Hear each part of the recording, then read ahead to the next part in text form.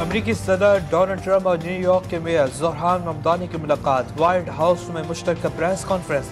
ممدانی کا ٹرمپ کے ساتھ مل کر کام کرنے اور ٹرمپ کا زورحان ممدانی کو ہر طرح کی مدد دینے کا اعلان۔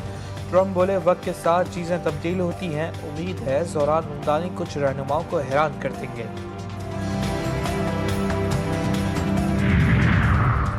سیکورٹی فورسز کی خیبر پختونخوا میں کارروائیاں، بھارتی پراکسی، فطرت الخوارج کے 13 دہشت گرد مارے گئے۔ ISPR کے مطابق لکی مروت میں فائرنگ کے تبادلے میں 10 خوارج ہلاک، ڈیرہ اسماعیل خان میں 3 خوارج کو ہلاک کر دیا گیا۔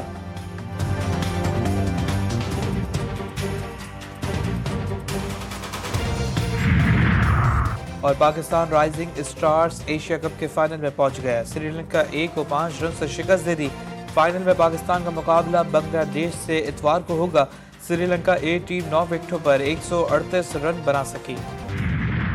اسرائیل کا جنگی جنون تھم نہ سکا، غزہ اور مغربی کنارے میں فوجی کارروائیوں میں 5 فلسطینی شہید، 15 زخمی ہو گئے۔ رفح میں حماس کے 6 مزاحمت کاروں شہید اور 5 کو گرفتار کرنے کا دعویٰ۔ اسرائیلی فوج نے غزہ میں نام نہاد زرد لائن کو 300 میٹر تک توسیع دے دی۔ فلسطینی جبری نقل مکانی پر مجبور، 2 سالہ جنگ میں 19,000 بچوں کی شہادت، 28,000 سے زائد زخمی ہوئے۔ فلسطینی ریاست کے قیام کی شرط پر سعودی عرب کے ساتھ تعلقات کی بحالی ممکن نہیں۔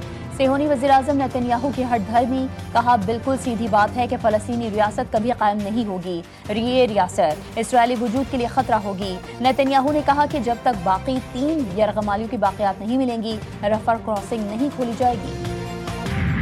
ہر جگہ منہ کی کھائی، دبئی میں ایئر شو کے دوران بھارت کا جنگی طیارہ تیجس گر کر تباہ ہو گیا۔ بھارتی فضائیہ نے حادثے میں پائلٹ کی ہلاکت کی تصدیق کر دی۔ غیر ملکی میڈیا کے مطابق لڑاکا طیارے میں تکنیکی خرابیاں تھیں۔ تکنیکی خرابی کے باوجود بھارتی طیارے تیجس کو اڑایا گیا۔ عالمی ماہرین نے بھی مودی سرکار کا فضائی گھمنڈ دبئی کے صحرا میں چکنا چور ہوتے دیکھا۔ طیارہ گرنے کے مقام پر سائرن بھی بج اٹھے۔ بھارتی جنگی طیارہ گرتے ہی ہندوستان ایروناٹکس لمیٹڈ کے شیئرز 2.5% گر گئے۔ دبئی ایئر شو میں طیاروں کے فضائی مظاہرے عارضی طور پر معطل، بھارتی طیارہ گرنے کی مکمل تحقیقات کی جائیں گی۔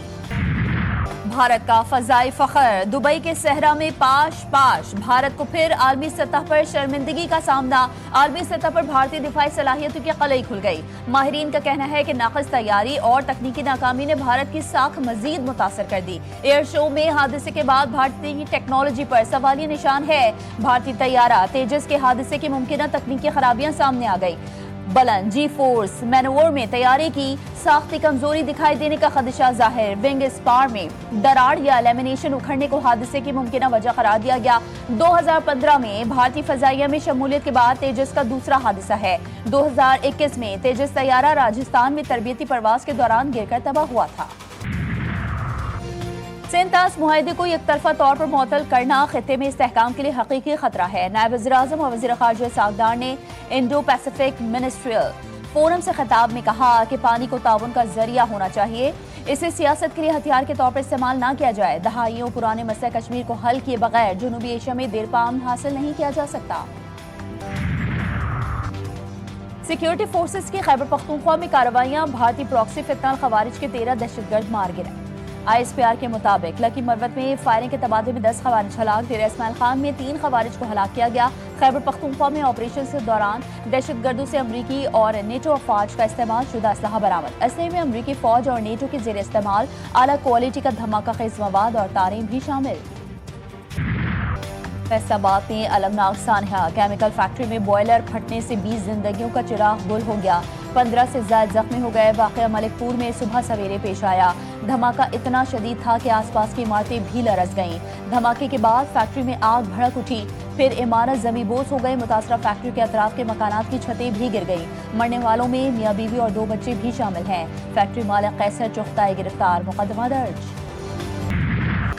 وزیر اعلیٰ خیبر پختونخوا پر انتظامیہ اور الیکشن کمیشن کو دھمکی دینے کا الزام۔ الیکشن کمیشن میں سماعت، سہیل آفریدی کی جانب سے وکیل علی بخاری پیش ہوئے۔ الیکشن کمیشن نے وزیر اعلیٰ کو آج حاضری سے استثناء دے دیا۔